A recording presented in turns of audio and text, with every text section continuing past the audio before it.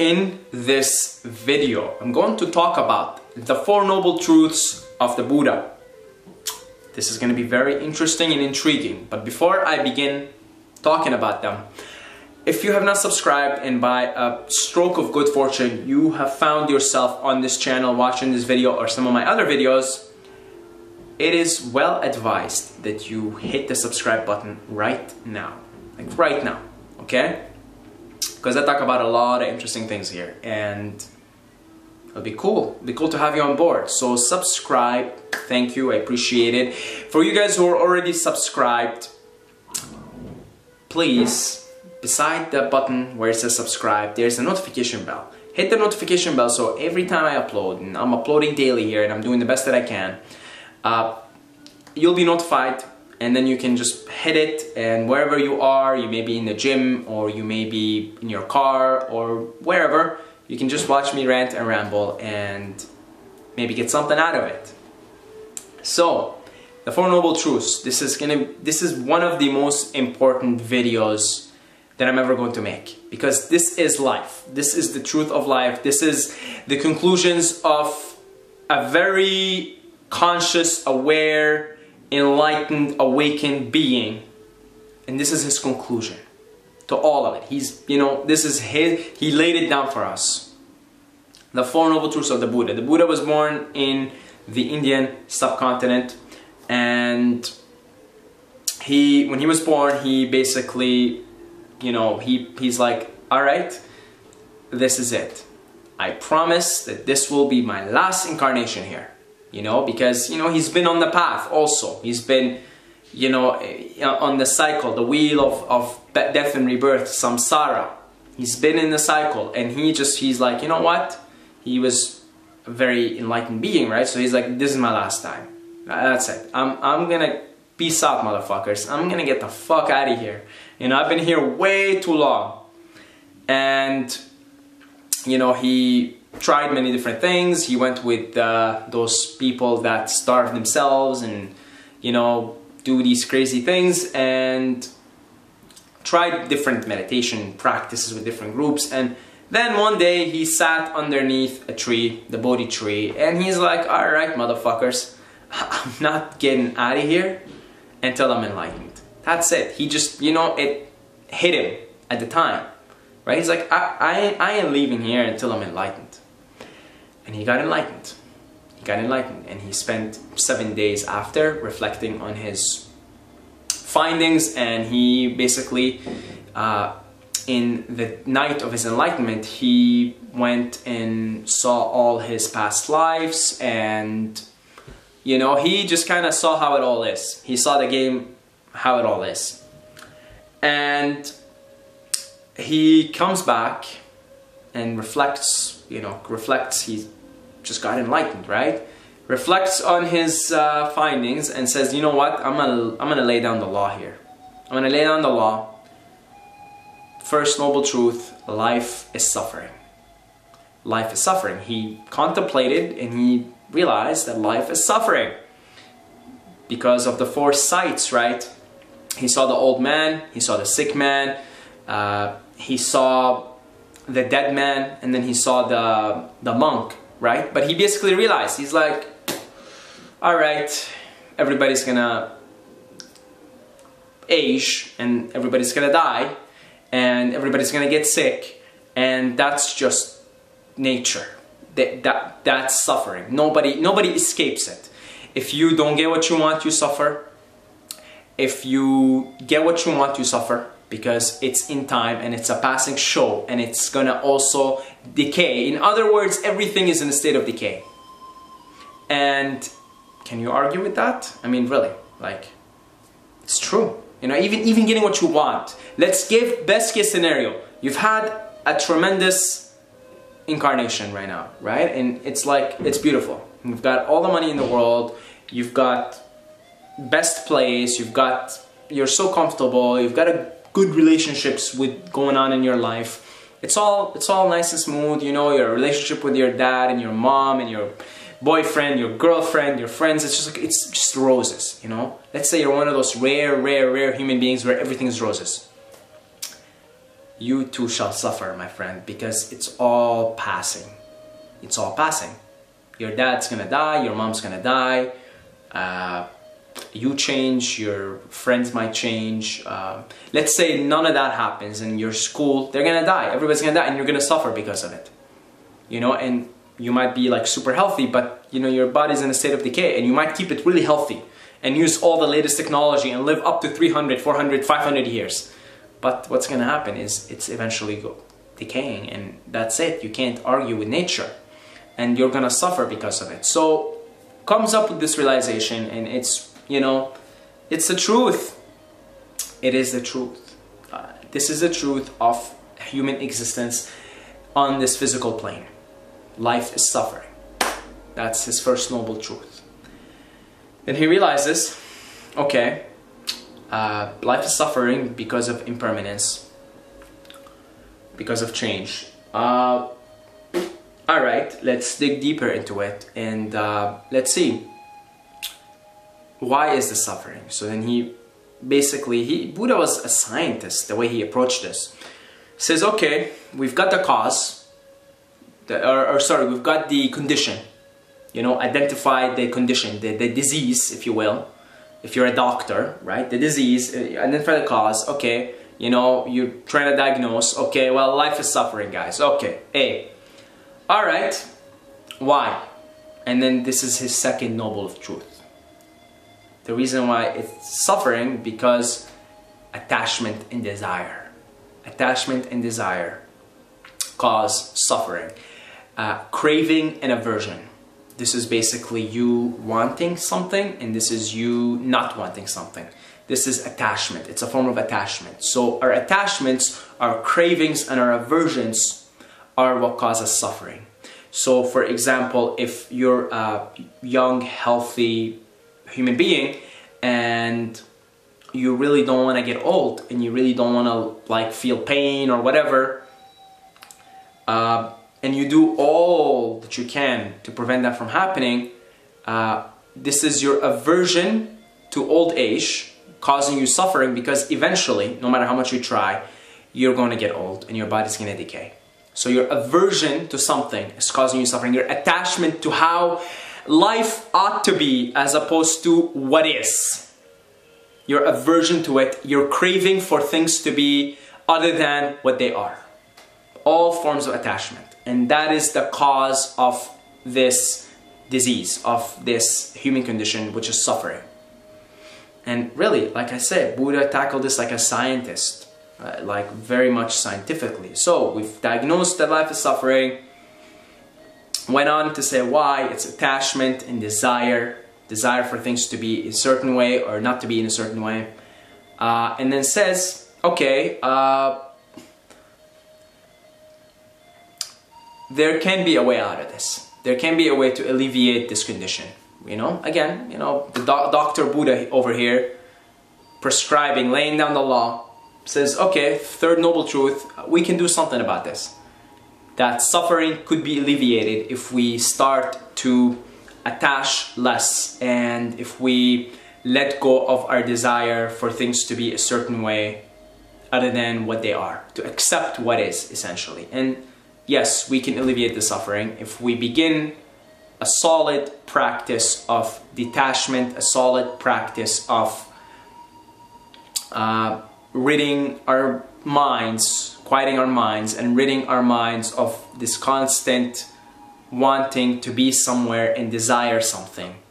If we can quiet the mind enough, if we can detach enough, if we can center ourselves in the moment enough, then and if we can just flow with the Tao, flow with the way, flow with the force, everything as is, then we will alleviate suffering. And that was his third noble truth. And then his fourth noble truth is a very practical, simple but practical method of achieving that. Basically, alleviating suffering. And that is the Eightfold Path. And it consists, I'll just say what I remember: right concentration, right livelihood, so making a living in a certain way and not killing while making a living. Right concentration, right livelihood, right speech, so you watch what you say. You know what? Let me just, I'm gonna pull it out right now. Because like, I really don't want to forget, okay? This is the Buddha laying down the law.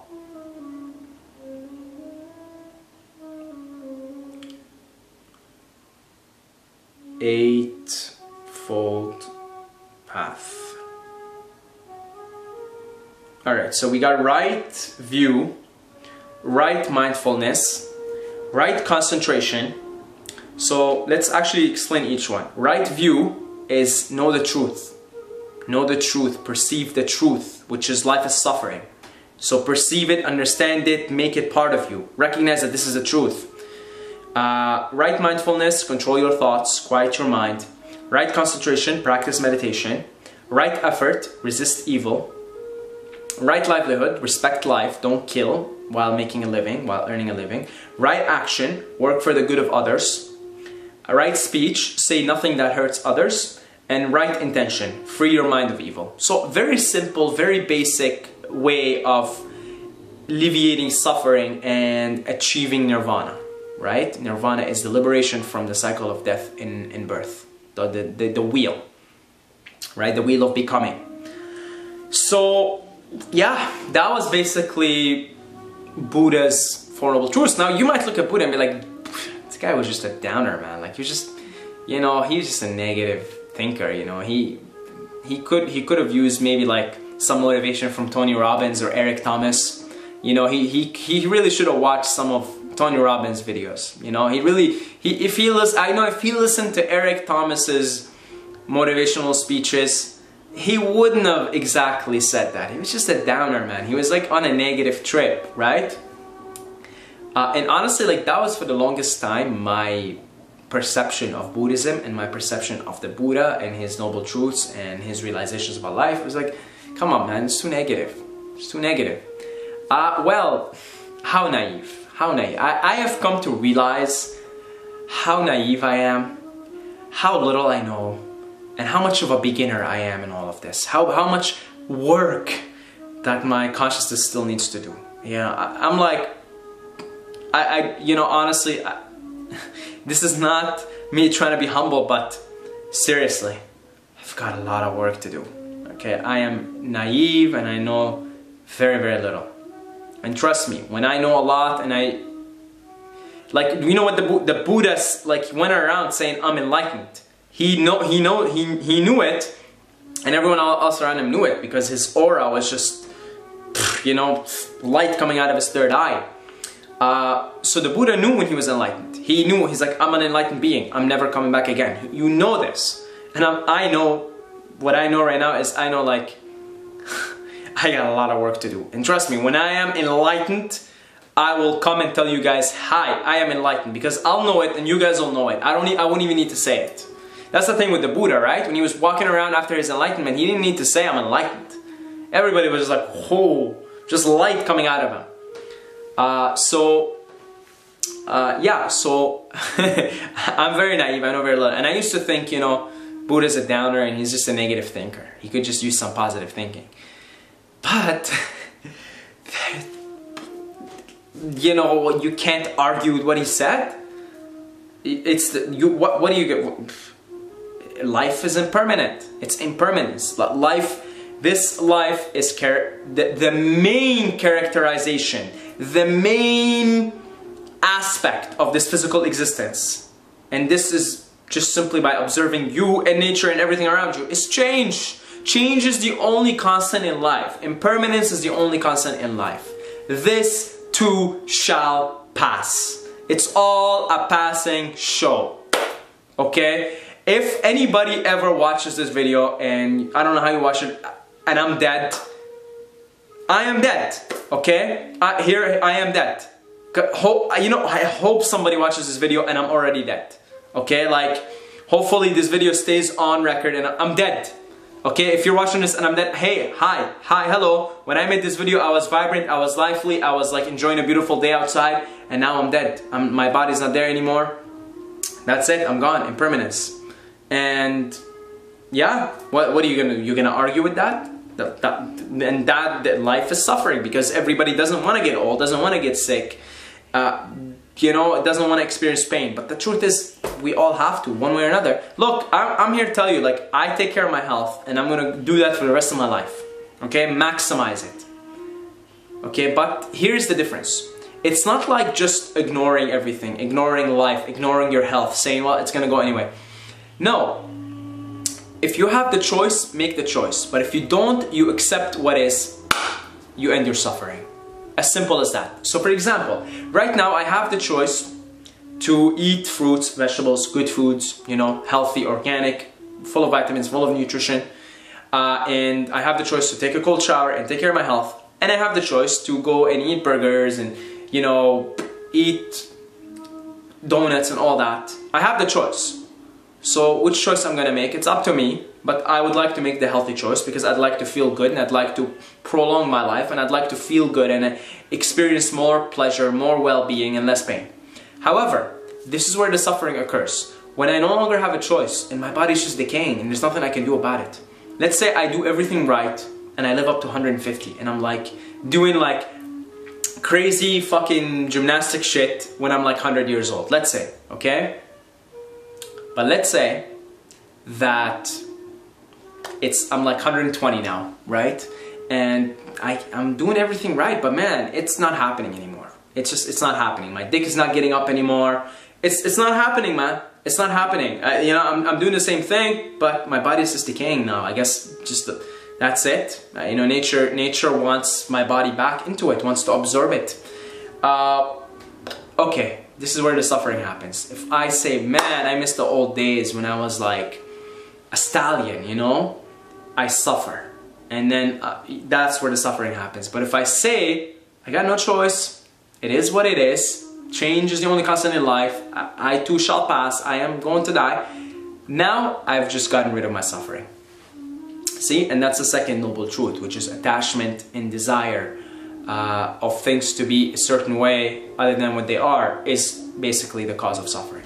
So the way to alleviate our suffering is, you know, through this realization and starting to practice the Eightfold Path, you know, the right concentration, right thoughts, right livelihood, etc., etc., and just letting go, beginning to let go and realize and keep this in the back of your head 24/7, that change is the only constant in life and that you're always changing and nothing ever is constant, nothing ever is the way it is in this world of temporary existence that we're in, right?